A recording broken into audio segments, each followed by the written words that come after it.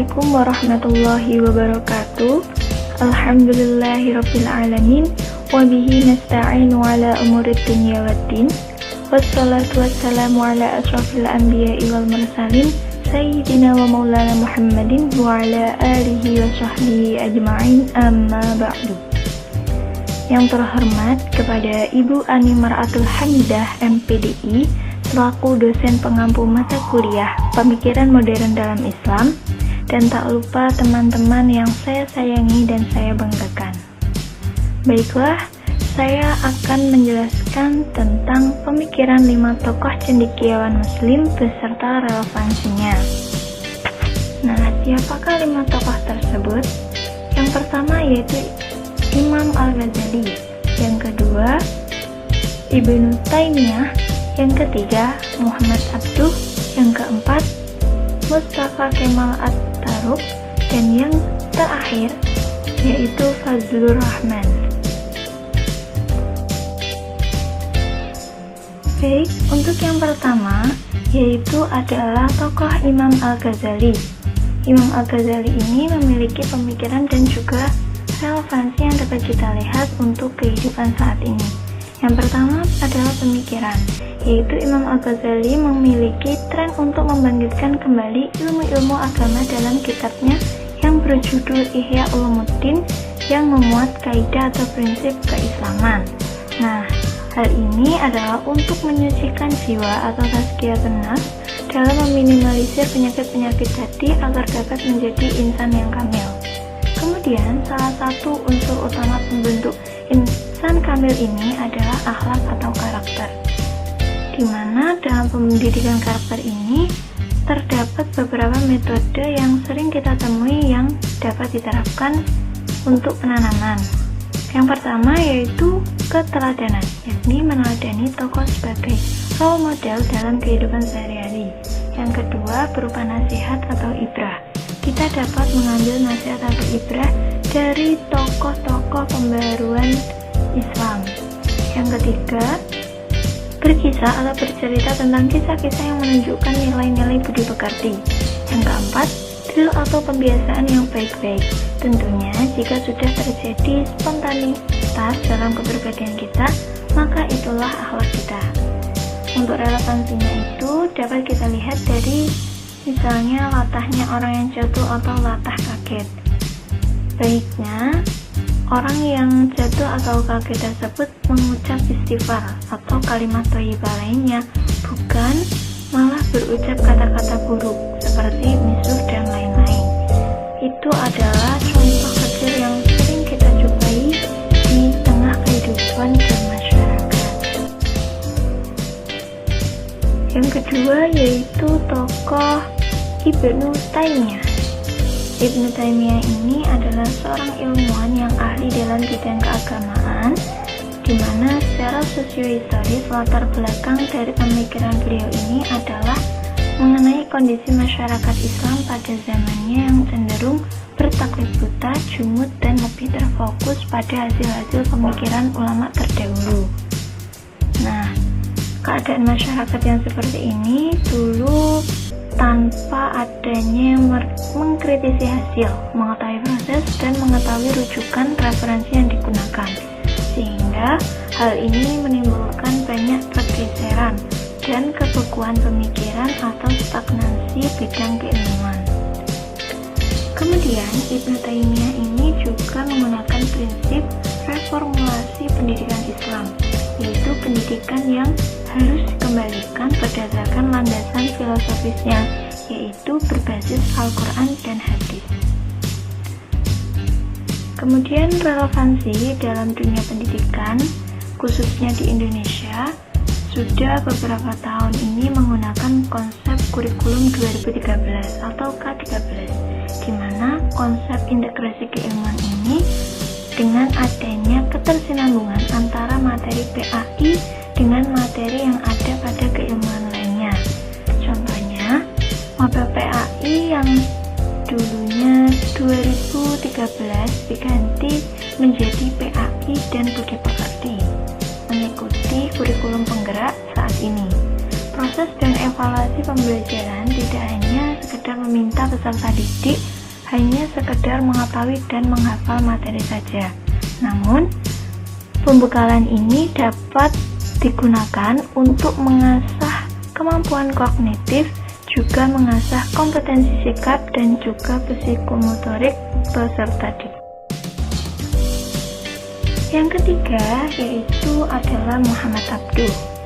Beliau adalah seorang pembaru muslim yang sangat kental dengan aliran progresivisme. Nah, Muhammad Abduh ini juga dikenal sebagai bapak pembaru di bidang ijtihad karena mempopulerkan keseimbangan antara kurikulum pendidikan Islam.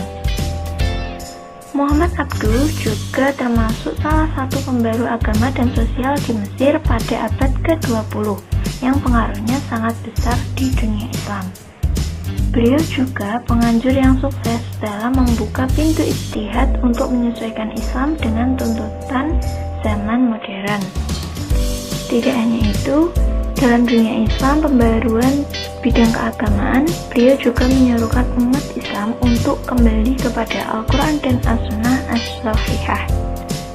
Beliau juga selain dalam bidang keagamaan, juga terkenal dengan pembaruan di bidang politik, di mana beliau bersama Jamaluddin Al-Afghani selaku guru dari beliau menerbitkan majalah Al-Urwatul Wuthqa di Paris yang makalah-makalahnya menghembuskan semangat nasionalisme pada rakyat Mesir dan dunia Islam. Muhammad Abduh juga seorang pelopor reformasi dan pembaruan dalam pemikiran Islam dalam memunculkan ide-ide yang cemerlang, di antaranya meninggalkan dampak yang besar dalam tubuh pemikiran umat Islam. Beliau juga sekaligus pendiri dan peletak dasar-dasar sekolah pemikiran pada zaman modern, juga menyebarkan kepada murid-muridnya. Selain itu, pemikiran beliau dalam pendidikan dan pengajaran umum diantaranya yang pertama yaitu perlawanan terhadap taklid dan kemadzhaban. Yang kedua, perlawanan terhadap buku yang tendensius untuk diperbaiki dan disesuaikan dengan pemikiran rasional dan historis. Yang ketiga, reformasi Al-Azhar yang merupakan jantung umat Islam. Nah, jika ia rusak, maka rusaklah umatnya, dan jika ia baik, maka baik pula umat Islam. Yang keempat, menghidupkan kembali buku-buku lama untuk mengenal intelektualisme Islam yang ada dalam sejarah umatnya, dan mengikuti pendapat-pendapat yang benar yang disesuaikan dengan kondisi yang ada. Yang selanjutnya, relevansi dari pemikiran Muhammad Abduh ini dengan konsep pendidikan Islam, semakin bermunculan lembaga pendidikan yang mengkategorisasikan pendidikan Islam sesuai dengan cita-cita peserta didik. Misalnya, Madrasah Aliyah Kejuruan atau MAK yang menyuguhkan berbagai ilmu spesifik pada profesi cita-cita peserta didik. Selain itu, ada juga pesantren sains atau Trans Sains di Jombang yang juga menyeimbangkan pendidikan Islam dengan ilmu sains teknologi. Baik, yang selanjutnya atau yang keempat yaitu tokoh Mustafa Kemal Atatürk.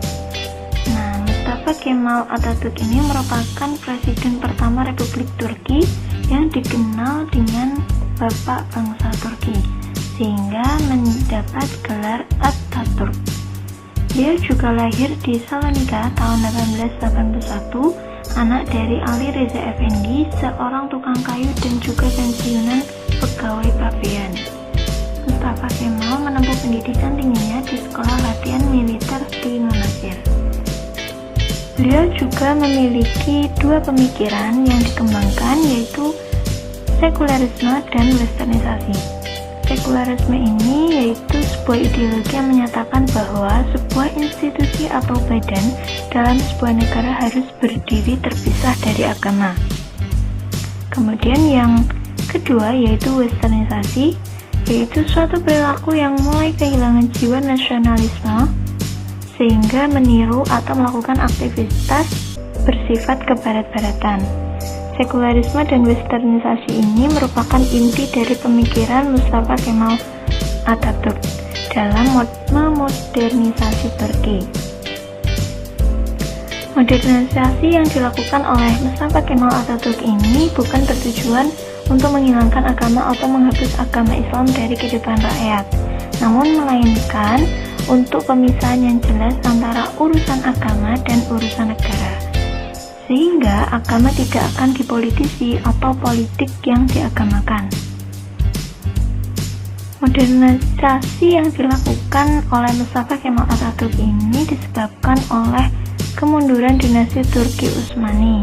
Modernisasi ini bertujuan untuk memajukan dan membangkitkan Turki dengan penghapusan sistem pemerintahan Islam dan unsur-unsur yang berhubungan dengan Islam. Kemudian, sistem pemerintahan khilafah ini juga diganti dengan sistem pemerintahan republik. Selain itu, sistem pendidikan, sistem perekonomian, dan sistem sosial juga budaya diganti dengan sistem modern. Semua perubahan itu menyebabkan runtuhnya sistem pemerintahan Islam, dan Mustafa Kemal Atatürk dianggap telah mencabut akar-akar dogmatisme Islam.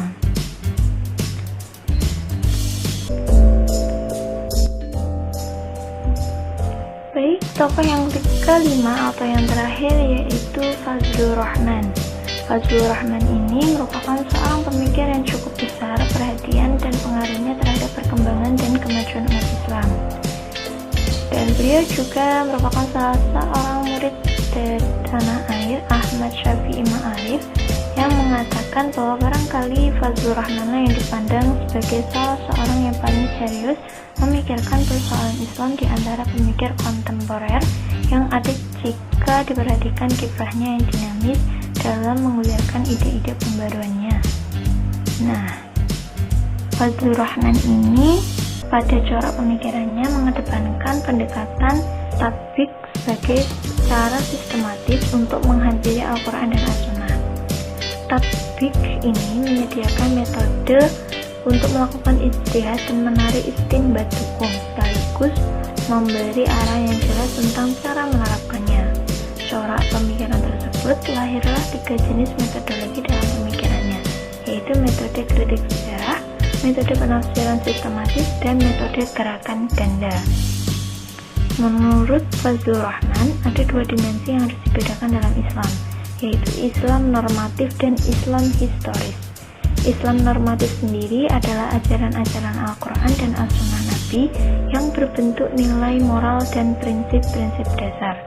Sedangkan Islam historis ini berupa penafsiran yang dilakukan terhadap ajaran Islam dalam bentuk yang beragam.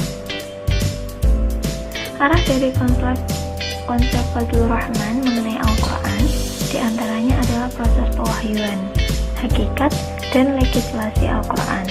Selanjutnya, berusaha mengubah formalisme sunnah dan ijma sebagai dasar hukum Islam melalui pendekatan kritis historis, lalu menggantinya dengan konsep sunnah, yakni sunnah Nabi dan sunnah yang hidup. Setelah itu, terdapat pula contoh atau relevansi teori Fazlur Rahman terkait fitrah atau potensi manusia. Salah satunya dengan pemaksimalan pengembangan potensi diri mahasiswa pada pembelajaran di masa pandemi. Bisa menggunakan banyak metode pengembangan, yaitu salah satunya dengan metode double movement atau gerakan ganda, yaitu aktifnya dosen kepada mahasiswa dan gerakan dari mahasiswa ke dosen. Dalam proses pembelajaran berbasis online, bukan hanya dosen yang harus aktif, namun mahasiswa juga memiliki potensi yang beragam, maka dapat melakukan pembelajaran daring sebagai kesempatan mahasiswa mengaktualisasikan potensi sesuai fitrahnya. Nah, untuk itu proses pembelajaran ini tidak hanya sekedar mendengarkan dosen berceramah, tetapi mahasiswa juga secara mandiri aktif memahami, menganalisis, membaca, menulis karya ilmiah, mengadakan eksperimen, serta mengembangkan bakat yang dimilikinya. Baiklah, sekian presentasi dari saya. Kurang lebihnya mohon dimaafkan.